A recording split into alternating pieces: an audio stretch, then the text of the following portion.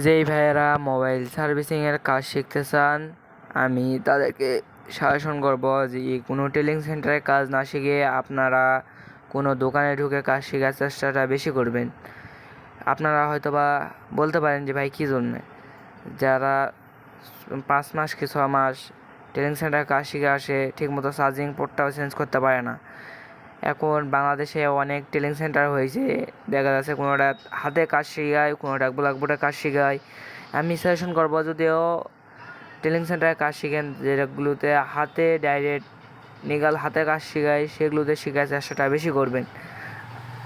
যদি হাতে কাজ শেখায় তাহলে অভিজ্ঞতাটা বেশি বাড়বে আপনারা যদি কোনো দোকানে কাজ শিখেন তাহলে কী হয় তাহলে একটু বলি।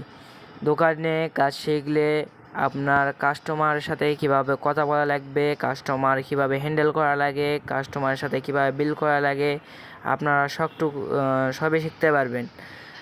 দোকানে কাজ শিখলে আপনারা সবচেয়ে আমি যেটা বলি, দোকানে কাজ শেখাটাই বেশি ভালো। দোকানে কাজ শিখলে আপনার অভিজ্ঞতা বেশি বাড়বে, প্রতিদিন কাজ করবেন, প্রতিদিন জ্ঞান